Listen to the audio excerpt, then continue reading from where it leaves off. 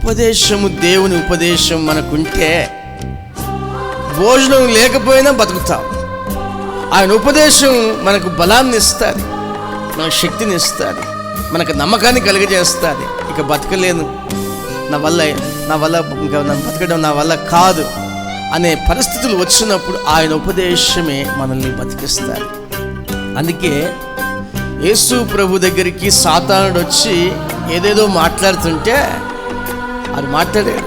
నువ్వు బాగా ఆకలిగా ఉన్నావు, 40 రోజులు నువ్వు ఉపవాసం కలిగి ఉన్నావు, నువ్వు బాగా ఆకలిగా ఉన్నావు, 40 రోజుల నుంచి ఉపవాసం ఉన్నావు, ఇప్పుడు బాగా ఆకలి అవుతుంది కదా, నీకు ఆకలి అవుతుంది కదా, ఈ రాళ్ళు గట్టిగా చేసుకొని తిను, నీకు ఆ శక్తి ఉంది కదా అని సాతానుడు వచ్చి యేసు ప్రభుతో మాట్లాడుతున్నాడు.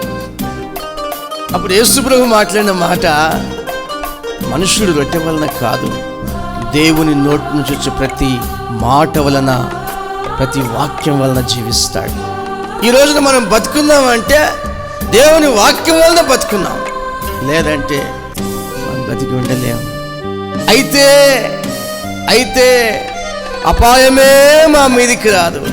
మా డబ్బు, మాకు ధనము చాలా ఉంది, మేము అప్పులు ఇచ్చుకున్నాం, బాగా మోసాలు చేసాం, బాగా సంపాదించాం, కాలు మీద కాలేసుకొని కూర్చున్నాం, ఇక మాకేం బాధ లేదు అనుకున్న వాళ్ళు మాత్రం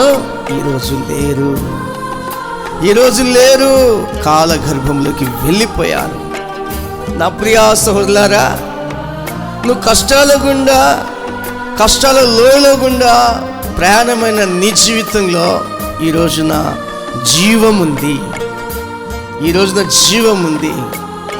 వాళ్ళు సచ్చారు కానీ నువ్వు సస్తూ బతుకుతున్నావు. ఇది దేవుని కృప. నిశ్చయముగా ఆయన పైకి లేవనెత్తుతాడు. ఎందుకంటే ఆయన మనల్ని కులిమిలో వేసి శుద్ధ సువర్ణంగా చేస్తున్నాడు.